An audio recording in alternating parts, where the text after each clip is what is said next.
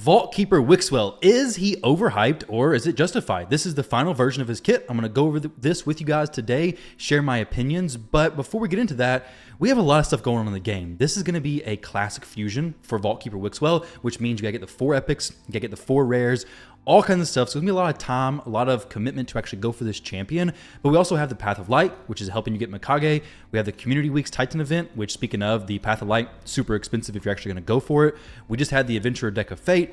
We have talks about a possible guaranteed Wallmaster in the future, which nothing's been actually solidified with this, so there's no solid news, but it's a possibility. So it seems like every summoning event, every in-game event, everything is bait. Bait, bait, bait, bait, bait is what I see all over the place. It seems like Plarium is the masters of bait, and it may be the case. But today, I want to talk about, is Vault Keeper Wixwell worth going for? Or is he just bait, I guess? So looking at his kit, we're going to dive into what Intercept does as the buff. The Hell Hades website has a breakdown of this, which is very important. But before we do that, let's talk about his kit, just face value. So his A1 attacks one enemy 2 times, each hit 40% chance, books up to a 60% chance of placing Provoke for 1 turn. If the target is a boss, the chance is increased to 80. After books, it's increased to 100%. So this is really good if you're manualing Hydra. It's especially nice because you can click the Head of Decay, provoke it, and you can be good to go. Things like the Magma Dragon also place Provoke there. In general, not a ton of bosses can be affected by Provoke, but those few areas, he could be really good. However, I want to do a little bit of theory crafting with Hydra because I'm not really sure if he's going to be like top meta champion for Hydra, honestly, but he could help you get to the 1 key damage. But going beyond that, I don't really know. Let's see his A2. His A2 is an AoE attack, 75% chance of placing 50% decrease attack debuff for 2 turns. This is a super, super important debuff to have, especially for the Head of Wrath. I mean, decrease attack, you want it up all the time on Hydra specifically. Decrease attack is very powerful. If you're a player progressing through the game, very powerful debuff to have. AoE, and then increases the duration of all ally buffs by 1 turn. Buff extension, always nice to have. Then increases the value of shields. Man, this reminds me of the days of Corpulent Cadaver. Imagine if we had Vault Keeper Wixwell plus Corpulent Cadaver and Brogni in their prime, we would have some crazy damage from Corpulent Cadaver. It increases the value of shields based on the total number of buffs which had their duration increased.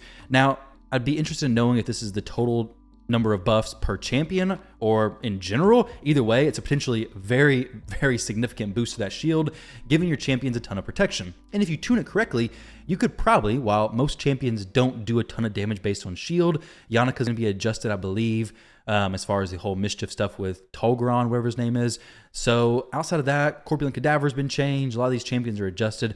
So Infinity teams are still good for keeping you alive throughout the entire fight, but it's not really going to be contributing to damage, at least not for what I currently know with the champions we currently have. And Plarium seems to shut down any team that does big damage based on shields anyways, so even if a champion does come out where having huge shields does huge damage, it probably won't last very long, it seems. Yannika being that team essentially being broken, and then Corpulent Cadaver being broken. If it's not Yumiko and Trunda, well, it's going to be fixed, it seems. And then we have places 2 intercept stacks on a target ally. This is on his A3 skill. This is really the skill I think everybody's focused on, which is understandable because this is the first time we get the Intercept buff.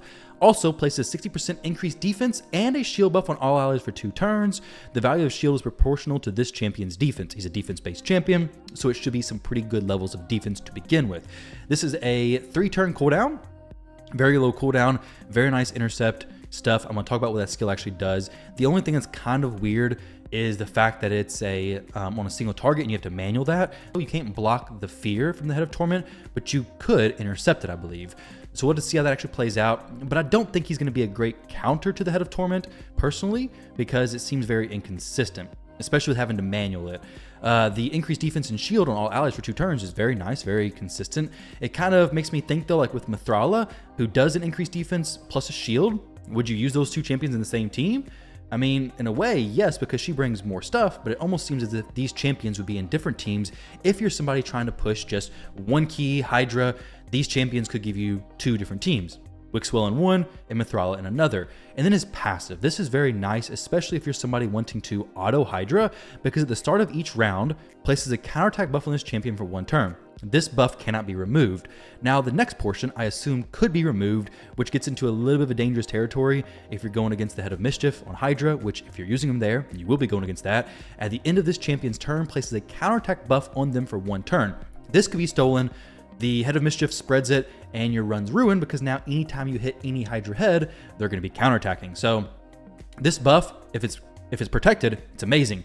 But if it becomes unprotected, then it gets a little bit dangerous and it kind of becomes a liability for your team.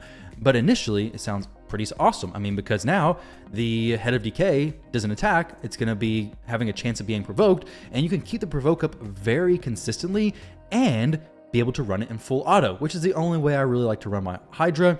You could have it auto and then manually click the heads and still have him doing the provoke consistently, but this is just specifically talking about Hydra. Where else could you use a counterattack like this, specifically trying to place more provoke? Well, the Magma Dragon potentially, because it's the only boss there. The Magma Dragon is shut down by provoke, but in reality, how often do I really want a counterattack on provoke? Not many other areas, I don't think. Possibly some like, I mean, this skill just seems kind of outside of Hydra, in my opinion. And then we have the increases ally defense in all battles by 28%. So looking at this champion's skill, before I give you guys my opinion as far as if he's worth it or not, let's look at the actual Intercept buff. So the Intercept buff will block any attempt to place a CC debuff on a champion. So provoke, fear, stun, sheep. Pretty awesome. Hopefully, if it prevents sheep, this becomes amazing. It's going to be an arena champion, basically. Even if it is specified in the enemy skill that the debuff itself cannot be blocked. This includes stun, sleep, freeze, provoke, fear, true fear, petrification, and sheep debuffs.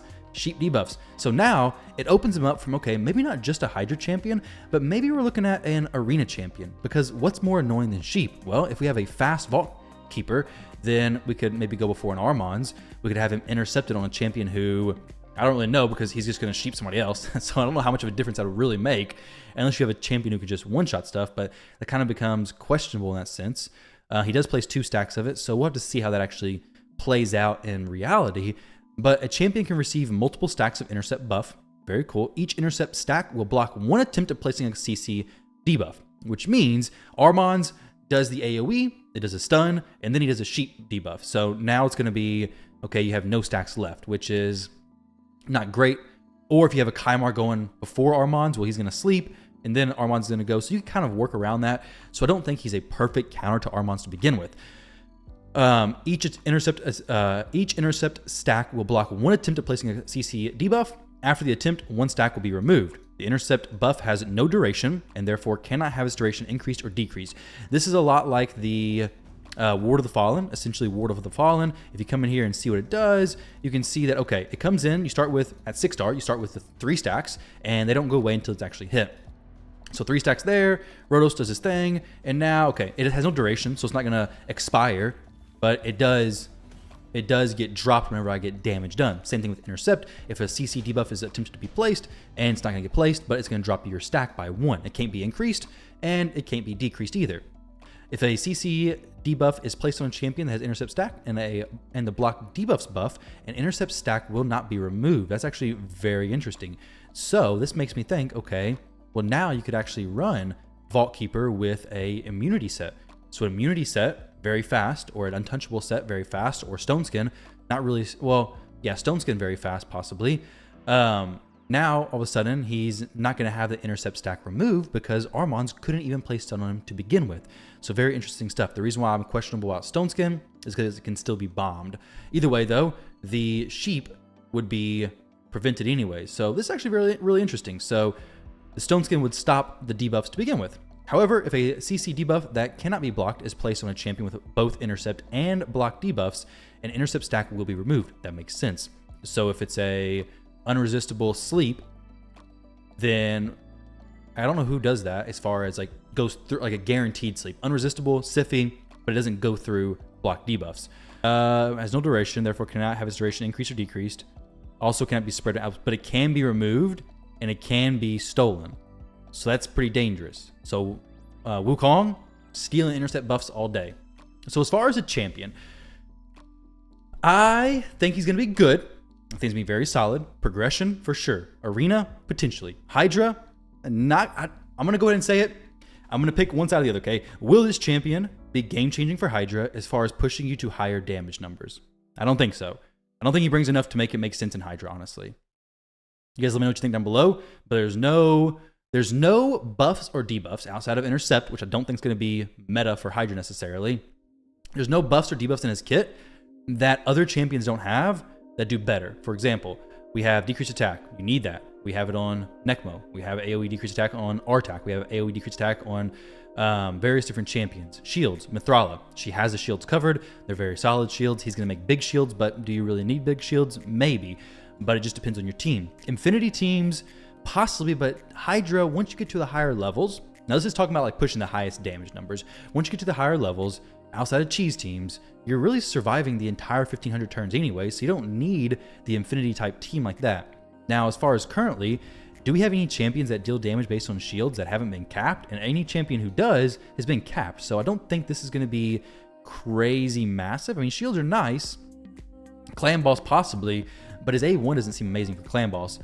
So his A2, his A3 seems like the only reason why you truly go for this champion. His A3 seems very good, honestly. Like the intercept buffs. It seems especially interesting for like theory crafting and unique plays. But while I'm going through this kit, I'm thinking, okay, this is a 3-turn cooldown. His cooldowns are low, so he cycles through stuff fast. Decreased attack. Oh, I don't know. I'm actually looking at his kit now and thinking like, where would I use him personally? Now, my account is different than a lot of players, of course. If you're a mid-game player, any champion that's free is potentially very valuable for you, right? Because you may not have an AoE decreased attack. So, of course, the stuff I'm saying doesn't necessarily line up with your account. Don't take it for, hey, yeah, this is Tyraku said it, so this is true. Not necessarily for your account. For me, he seems on par with a lot of the fusions. Doesn't seem to like stand out way higher than all the others. I think we've had better fusions. I think we've had worse fusions for sure. Not a bad fusion by no means, but game changing. He probably will be vault keeping, honestly, for me. I think outside of possibly Arena, he will probably be keeping my vault safe. Feels weird saying that because I know how much hype's around this champion, honestly. I'm trying to think. Let me know where you guys are going to use him. I could be missing out on something very obvious. I think there could be some cheese stuff with the shields.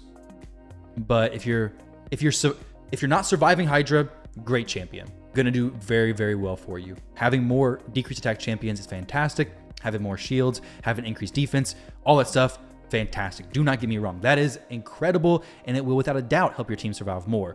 But if you've moved past the point of trying to just survive Hydra, you have Mithrala, you have a decreased attack champion, AoE, which there is plenty of, especially on AoE skills. I mean, even the A1 skills, there's plenty of that. Like, come here and look at debuffs, decreased attack.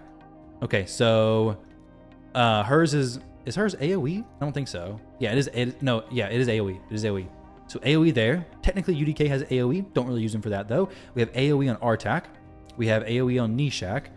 We have AoE on Newt. We have AoE on Michinaki, though it's somewhat conditional. We have AoE on Necmo, A1 AoE. We have Varl, which is a free champion, right? AoE, weaken. Is he worth going for because of a unique champion? Yes. Do I think that if you're a player who's doing pretty solid on Hydra, he's going to be game-changing for you? I don't really think so. I'm not going to recommend skipping him because of the specific unique thing that he has in his kit of being Intercept.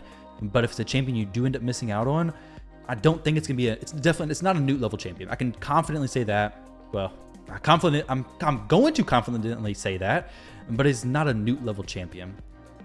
Newt is a champion where if you miss his fusion, you're kicking yourself. He's not. Armon's not an Armon's level champion. Not going to change that much. So that's my opinions, guys. Let me know what you think. Roast me in the comment section below. Am I out of touch? Let me know, guys. Love and appreciate all of you. Best of luck, and I'll catch you all in the next video.